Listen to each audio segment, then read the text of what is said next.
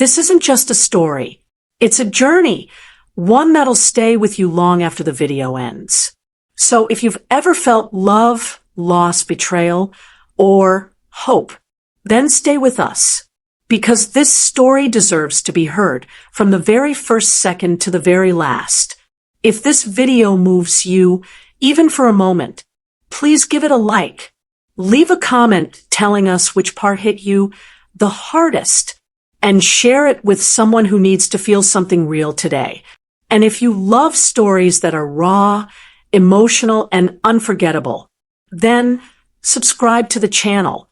Because we don't just tell stories here, we bring them to life. The town was so small it didn't need a map. Just a single road that curved past the bay, a handful of shops, and one weathered bookstore with a faded blue sign that read, Whisper House. Silas Reed unlocked the front door at 8 a.m., as he had every morning for the past 6 years. He didn't speak. Not to the postman. Not to the neighbors. Not to the tourists who wandered in asking about old Hemingway prints or sea poetry. He simply nodded, helped, and went on with his silence. Locals didn't ask questions anymore. They knew he'd once been someone, a name in papers, a boy genius with a violin in his hands. Until one night after a symphony performance in Chicago, he stopped playing. And he never spoke again. But his silence wasn't empty. It was full of things no one dared to ask. That same morning, a new sound touched the town, the soft whir of wheels on gravel. A silver car pulled up outside Whisper House. The engine stopped. The door opened. Emery Blake stepped out, her boots crunching the wet earth beneath. A soft scarf wrapped around her neck. A leather-bound journal in one hand. Her eyes scanned the bookstore like it might disappear if she blinked. She walked up to the door and paused. Then reached for the handle. A small brass bell chimed. Silas looked up from the register. Their eyes met. Time paused. Emery didn't speak. She raised a hand. Fingers moved. 3 taps to her chest, 2 to her chin, 1 forward. Hello. Silas blinked. Sign language. He hadn't used it in years. But his hands remembered. Slowly, carefully he responded. Welcome. A smile lit up Emery's face. And just like that, silence became their shared language. She wandered the shop slowly, trailing fingers along book spines like she was reading with her skin.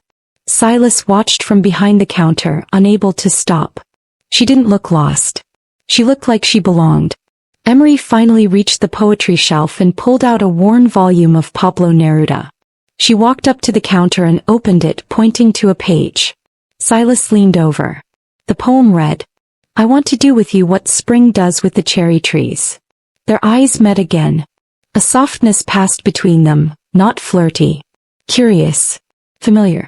Like 2 people who had lived in loneliness long enough to recognize it in someone else. Emery scribbled something in her journal and turned it toward him. Do you own this place? He nodded. Live upstairs. Another nod. Quiet life. He smiled faintly. Then in slow, graceful signs, the quiet doesn't lie. She held his gaze. Then signed back, neither do eyes. Silas inhaled sharply. He hadn't been seen in so long he'd forgotten what it felt like. Emery bought 3 books and left without another word. But she smiled at the door, a half smile that said this isn't the end. And he stood there, heart racing, watching her disappear into the mist. That evening she returned. She didn't knock. She just sat on the wooden bench outside the bookstore and opened her journal. He joined her after closing, carrying 2 cups of tea. They didn't speak. They wrote. They signed. They sat. And the air between them began to hum. As the sun dipped into the ocean and the sky burned amber, Emery stood to leave. But before she walked away she stepped close, closer than expected, and touched his hand. Just lightly. Barely there. But Silas felt it everywhere. In his breath. In his bones. In the pieces of himself he thought were long buried. She didn't need words to say it. Neither did he. But deep inside something had been awakened. And neither of them knew. The past was already on its way. The days that followed passed like slow-moving waves. Emery came back to the bookstore every evening. Sometimes she bought a book. Sometimes she didn't. But always she stayed. They rarely used phones. Never exchanged last names. They just sat on the bench outside Whisper House, sipping tea and speaking in silence. Silas hadn't signed this much in years. He thought his hands had forgotten the rhythm, but with Emery, it was effortless. Like muscle memory tied to something deeper. She'd ask questions with her eyes. He'd answer with gestures. And in between the silence stretched, but it never felt empty. One night she brought her sketchbook. She placed it in his lap and opened to a half-finished drawing of him. Silas raised an eyebrow. Emery grinned. "You sit still a lot," she signed. "Easy to study." He flipped the page. A drawing of the bench. Another of the ocean. Then one of two hands, barely touching. Silas froze on that one. His chest stirred with something he hadn't let himself feel in a long time. The next morning he woke before dawn. Not from sleep but from a memory. A soundless nightmare of blood on piano keys. The stage. The news. The camera flashes. He pressed his hands over his ears even though there was no sound. Then slowly he reached for the dusty box beneath his bed. Inside, a single cassette tape. And a letter, yellowed at the edges. He didn't open it. He never did. But holding it now felt different. Because for the first time in years, he wanted someone to hear it. That evening when Emery arrived, the air was colder than usual. The sea looked darker, the fog heavier. She signed, "You okay?" Silas nodded, but it wasn't honest. So she didn't press. Instead she slid a folded note across the counter. He opened it.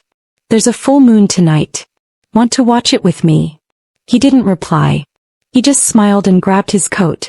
They walked to the bluff just beyond the edge of town. The kind of place tourists never found. It overlooked the jagged rocks below and offered a perfect view of the horizon. Emery sat, pulled her knees up and wrapped her scarf tighter. Silas sat beside her, close but not too close. She pointed toward the sky. "My mom used to tell me the moon was a mirror. It shows you what you're afraid to say." Silas stared at her. Then, slowly he reached for her hand. Her breath caught. Their fingers laced together. A slow, deliberate motion that spoke louder than any poem. She leaned her head against his shoulder. And for a long moment they didn't move. Didn't need to. But then, she noticed something. A pendant around his neck. Not jewelry. A tiny black key. She traced it with her finger. He didn't pull away. But his body stiffened. She looked at him. "What does it open?" Silas didn't answer. Not with hands. Not with gestures. Not even with silence. Just a long stare out to sea. Later that night, while Emery slept on the couch with a book on her chest, Silas went upstairs. He pulled the small black key from his neck. Walked to the old upright piano in the corner of his room. Unlocked the bottom panel. Inside was a second cassette. A different tape. Labeled only, Brooklyn, March 17th. He stared at it for a long time. Then placed it in his coat pocket. Tomorrow he would take Emery there. To the place where his voice had last been heard. Because some love stories start with silence. But not all silences are innocent. They drove to Brooklyn in silence. Not the awkward kind. The kind that hummed with something unsaid. Anticipation, anxiety, and maybe a little fear. Emery didn't ask where they were going. She simply watched Silas, studying the curve of his jaw. The way his fingers drummed softly on the wheel like music still lived inside him. They arrived just after noon. The neighborhood was quiet. Gentrified. A place that didn't know the tragedy it had once hosted. Silas parked in front of an old building with arched windows and ivy climbing the side. A conservatory, once grand now quiet. He led her inside. No one stopped them. The halls were empty, echoes soft beneath their feet. He paused at a studio door marked with a bronze plaque. Studio 4C, read. He opened it slowly. Inside the room was frozen in time. A baby grand piano sat in the corner, covered with a velvet cloth. Old posters lined the wall. Silas Reed, the prodigy. The gifted boy who'd once played Carnegie Hall at 16. Emery stepped inside carefully, reverently. Silas walked to the piano and pulled the small black cassette from his coat pocket. He turned to her. This is the last thing I recorded, before everything ended. She nodded. He inserted the tape into a dusty player and pressed play. The first only static. Then music. A haunting, delicate melody. Each note like a tear sliding down skin. A symphony of grief, beauty, and finality. Emery closed her eyes. She could feel it. Vain. The goodbye buried in every key. Then came something unexpected. A voice. Silas. Recorded years ago. Speaking. Crying. Breaking. I should have been there. I left her alone. Because of a goddamn audition. I never got to say goodbye. Emery opened her eyes slowly. Silas stood frozen, jaw tight, staring at the floor. She reached for him, touching his hand gently. He looked up. Who? She signed. He swallowed hard. Then slowly spelled the letters.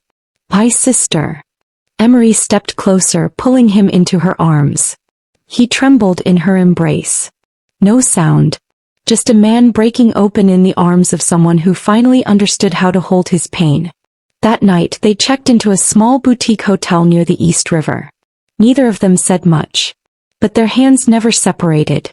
Later, in the soft amber glow of the hotel room, Emery sat on the edge of the bed, removing her boots slowly.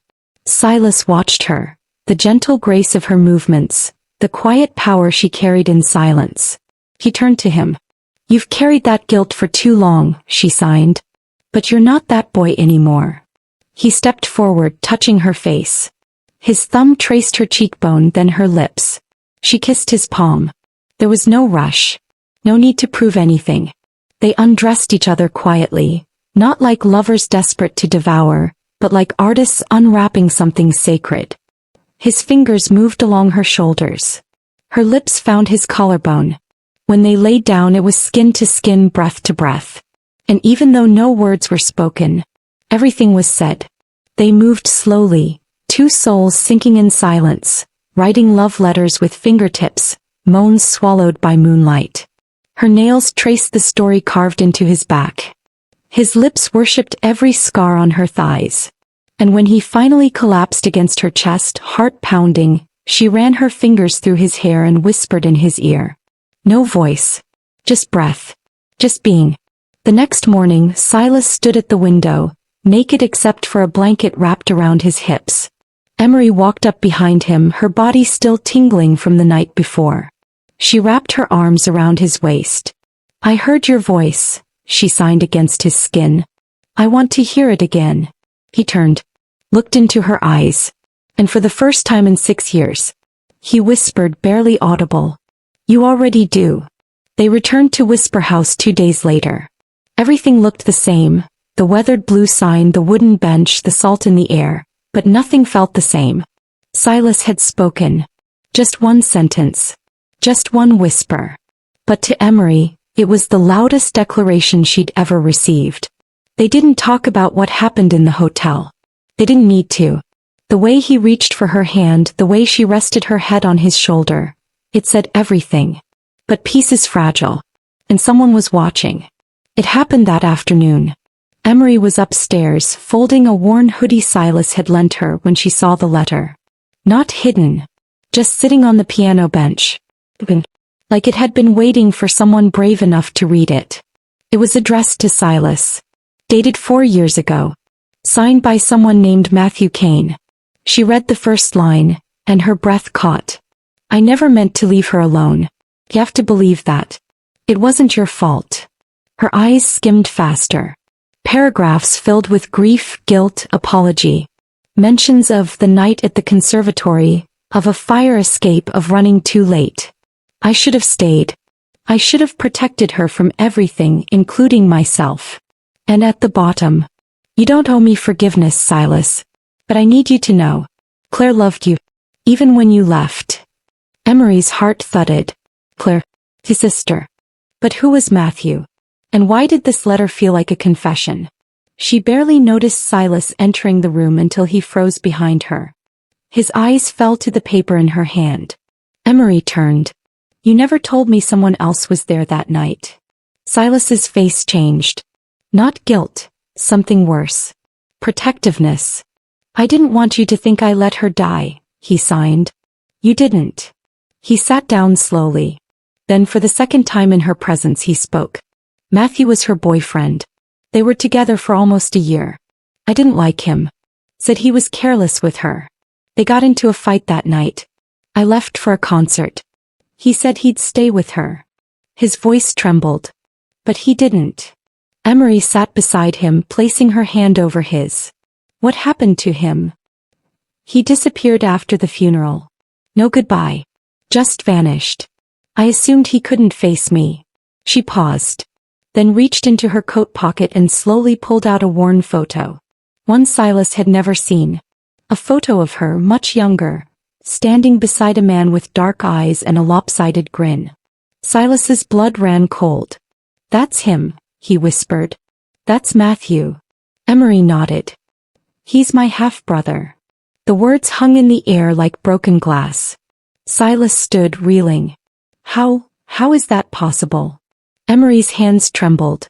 My mom had a child before me. We didn't grow up together. We didn't even meet until I was 20. My family didn't talk about him. Not after what happened. Not after. She swallowed hard. Not after Claire. Silas stepped back like he'd been hit. So all this, the cafe, the bookstore, was it an accident? No, she signed, tears welling. Not at first. Silas turned away. Emery reached for him. Please. Let me explain. He didn't speak. Didn't move. She forced the words out. I came here because I wanted answers. I needed to know if what Matthew said was true, that you blamed yourself. That you stopped speaking because you thought you left her. Her eyes filled. I didn't expect to fall for you. Silas's voice broke when he finally asked, Did he send you? No. But he knew you were here? Yes. Silas stared at the floor, his hands clenched. You were the one person I let in. And you were tied to the worst night of my life. I know, she said softly. And I wish I could change how we met. But not how I feel. Not what we are. He looked at her, eyes broken. I don't know what to do with this. You don't have to do anything right now. Just, don't walk away. Later that night, Silas sat alone at the piano. He didn't play. He just held his sister's letter. And stared at the photo of Emery, next to the man he once hated most. Love had made him feel alive again. Now truth had left him speechless. It rained again on the day Matthew Kane came back. Emery stood at the edge of the bookstore window, watching a figure in a dark coat step out of a taxi across the street. Even after all these years, even through fog and distance, she recognized the way he walked. He hadn't told her he was coming. But she wasn't surprised. He always ran when it mattered. And showed up too late. Silas sat behind the register, a book half open in his lap, unread. Their eyes met. He already knew. She walked to him slowly. He's here, she signed. Silas nodded once. But the expression on his face didn't match the quietness of the gesture. He stood. Walked toward the front door. Opened it. And waited. Matthew crossed the road like a man heading into court. Posture straight, jaw tight, soul already surrendering. He paused 3 feet from the door. You look older, he said. Silas didn't reply. Matthew took a slow breath. I never meant for it to happen that way. You left her, Silas said, low, quiet, but sharp as a blade. I panicked. He was crying. We fought. I said things I didn't mean. I thought she needed space. Silas's voice cracked. She needed you to stay. I know. The rain poured harder. The silence between them soaked everything. I wrote the letter, Matthew continued. I know it doesn't undo anything. But I needed to say it. Even if it took me this long. Silas looked at him, truly looked at him, at the man who had once held Claire's heart. At the man who failed to protect her the night she died. Then he said something Emery didn't expect. I've hated you for 6 years. Matthew lowered his eyes. I hated me too.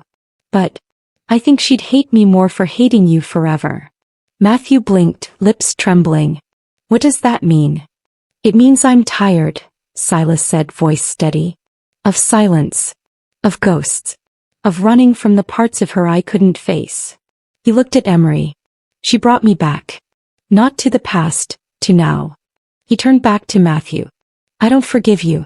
Not yet. Maybe not ever. But I'm not going to let you live in my story anymore. Matthew nodded. A quiet understanding.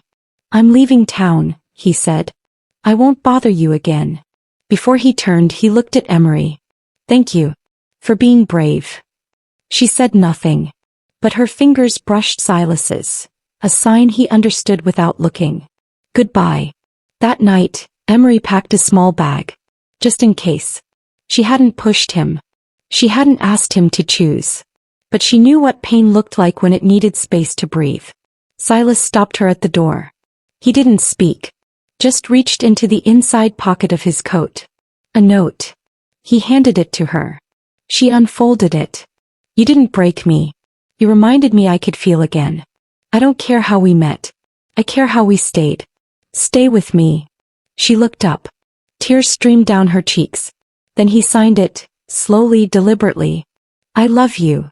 Her mouth quivered. She stepped forward, placed her hand on his chest. I love you too. They kissed at the door. Rain falling outside. Quiet all around. And in the stillness of that kiss, everything finally made sense.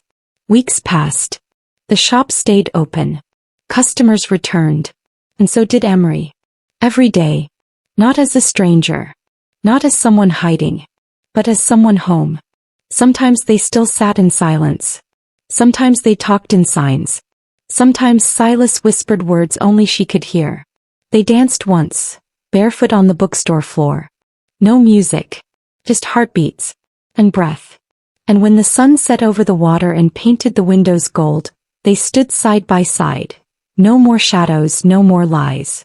Just a love that needed no words. As the truest ones were always felt.